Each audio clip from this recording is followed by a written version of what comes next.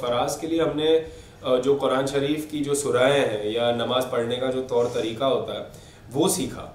Actor Aditya Rawal is winning hearts for his performance in Hansal Mehta's directorial Faraz. Based on the real-life terrorist attack that ravaged a Dhaka cafe, Faraz is an untold heroic tale about a young boy who stood tall in the darkest times. Aditya Rawal underwent intense training for his role and had to learn gun firing, Urdu, in addition to doing workshops and research for the part.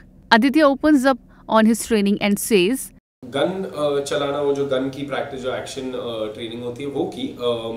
Urdu खैर बोलते ही आ रहे हैं, मतलब हिंदुस्तानी उर्दू हिंदी बोलते ही आ रहे हैं बचपन से, पर इसके लिए फराज के लिए हमने जो कुरान शरीफ की जो सुराएं हैं या नमाज पढ़ने का जो तौर तरीका होता है वो सीखा। हंसल सर के जो पुराने एसोसिएट है इखलाक अहमद खान, जो इस फिल्म के एसोसिएट राइटर भी है, तो उनके साथ हमने 1 महीने की वर्कशॉप की। हम सारे जो यंग कास्ट मेंबर्स थे, उन्होंने हमें थोड़ा सा करंट इस्लामिक प्रैक्टिसेस के बारे में या तो सुरा के बारे में या नमाज पढ़ने का तौर तरीका उसके बारे में हमको सिखाया।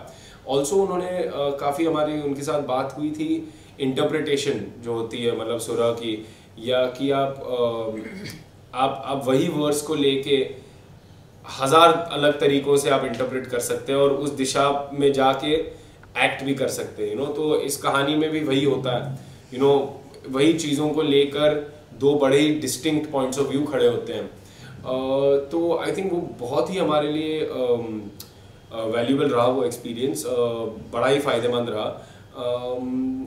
आई थिंक उससे हमारी बुनियाद थोड़ी सी स्ट्रॉन्ग हो गई, जो हम सेट पे उतर पाए फुल कॉन्फिडेंस के साथ। Aditya is the son of veteran actor Paresh Rawal. Asked what acting lessons he has picked up from his father, he said, I think more than just acting, मैंने उनसे सीखा है about how to be an actor. वो 2 अलग चीज़ें होती है। एक तो एक्टिंग, आप सीन में क्या कर रहे हैं या आप एज अ किरदार क्या कर सकते हैं। बीइंग एन एक्टर मतलब आप ये प्रोफेशनल स्पेस को आप कैसे नेविगेट करते हैं, ये इंडस्ट्री को आप कैसे नेविगेट करते हैं, आप कैसे आपका how do you conduct your self in a professional space. I think वो मुझे काफ़ी कुछ सीखने को मिला उनसे, क्योंकि वो मतलब अगर आप कहेंगे कि लंबे रेस के घोड़े, तो मतलब वो तो है ही 30-40 साल से अपना काम कर रहे हैं, बखूबी काम निभाते, इतनी वर्सेटिलिटी के साथ लेजेंडरी रोल्स भी किए हैं।